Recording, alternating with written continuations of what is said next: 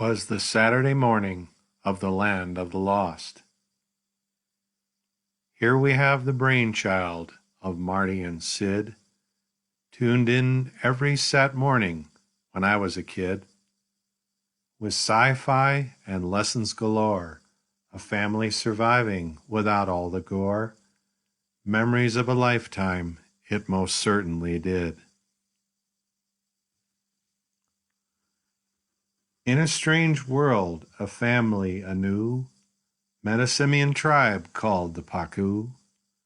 Chaka, Wira, and Ari became good friends, shared each day and night right up to the end. And even for the actors, this still holds true. On a pillar of stone, a message read clear, "Beware of Sleestack, wrought intrigue and fear. Hissing green creatures 7 feet tall, crossbows and pitons, their eyes sparkling balls, warned the Marshall family not to draw near." On a homemade pull cart, our brave crew braved the jungle in search of new food, till a bellowing baby Bronto got stuck in a tree, and Will Marshall thought, "It's him or me," and yelled so he wouldn't be stew. Trying to follow the river on a makeshift raft, the Marshalls learned their universe was a closed trap. A cannon named Sarah, a Confederate named Collie, made jewel mining for Rick, Will, and Holly. That fish and carrot juice made him quite daft. To elude a T-Rex, our heroes gave chase, though Dad knew well they couldn't keep pace. Into the crevasse came an end to their flight, till Grumpy and Alice got into a fight. They knew well no victor this race.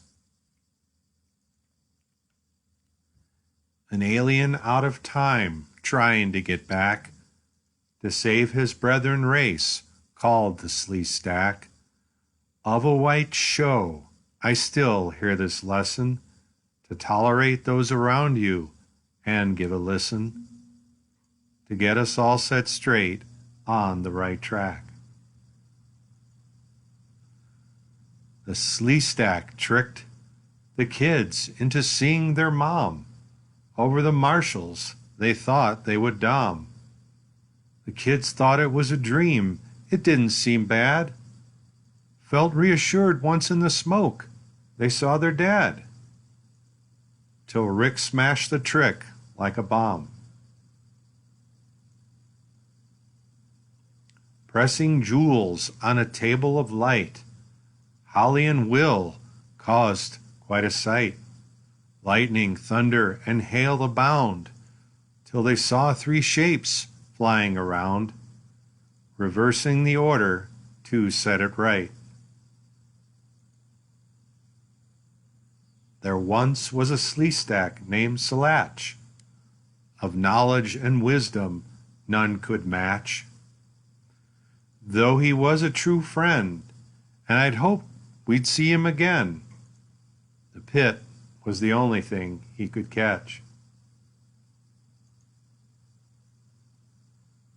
Holly dressed up with makeup and perfume, caused quite a ruckus with the Paku, forced to go to their fence compound to keep that sweet-smelling waft around, till Grumpy decided he wanted a sniff too.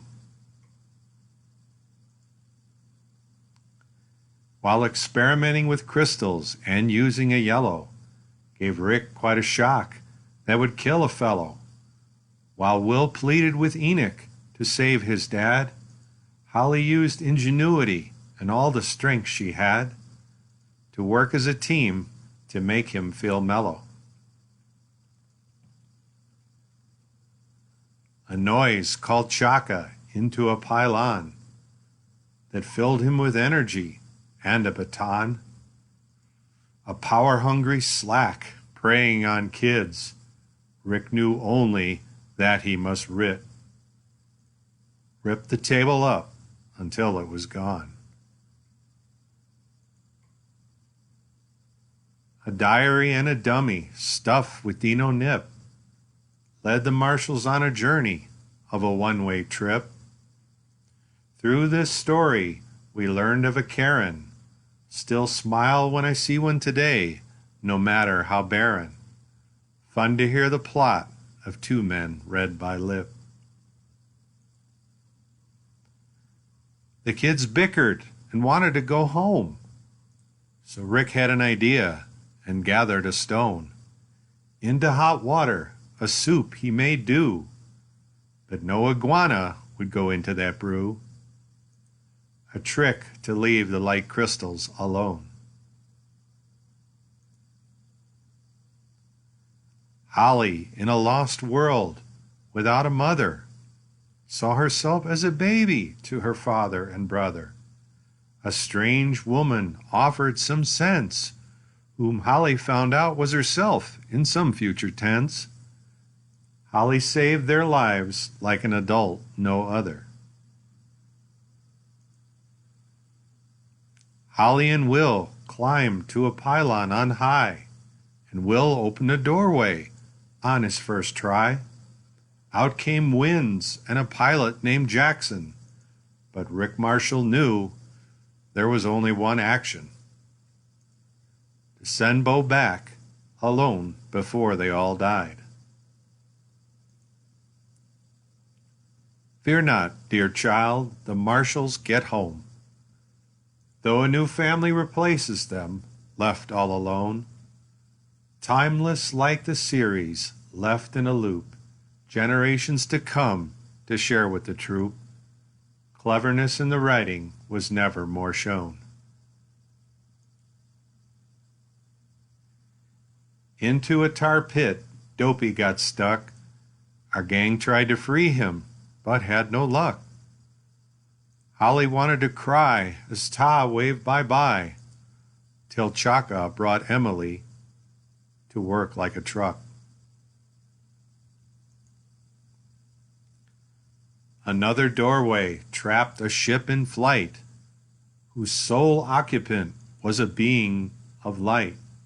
He tricked Rick Marshall with an assistant in red, shared his food, family, and even his bed, till the Zarn called her away in the night.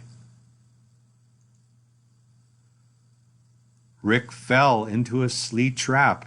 It was for real, but said they would trade for something that squealed. The kids tricked Ta to try their new swing.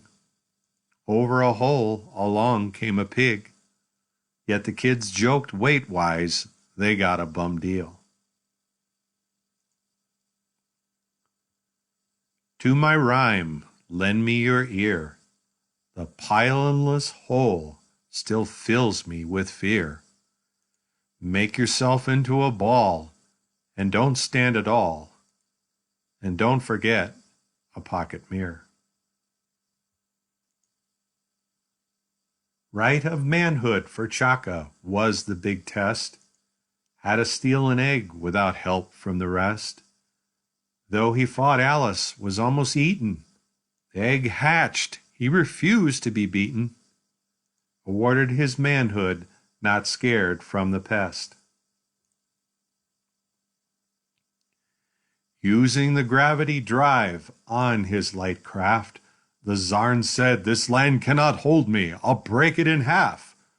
The marshals tried to stop him before he took off, filling their minds with anger while he did scoff, caused him to wreck and be so trapped. In the clock pylon, a crystal blew out. The Sleestack blamed Rick for which he knew not.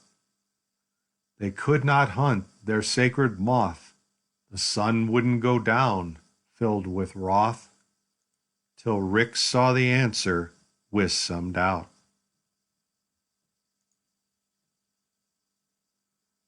A chant and a dance when 3 moons aligned, a pylon that gives. Ta scoffed and said, "Mine." Separated, our travelers did ride, though Rick waiting for his daughter, he couldn't abide. Guess we'll never know who left Holly that sign. Through a nasty plant, Holly got sick, so Ta the witch doctor appeared real quick. He knew the poison would work its way out, yet took the marshals keenly along this spoof route. But Ta got a just reward for his con trick. While Holly had plans to make a new dress, Will teased her that Zarn was to give them a rest. Out of the marsh came the creature of lights, with a task to observe her set in his sights, only seeing the light later that it was a test.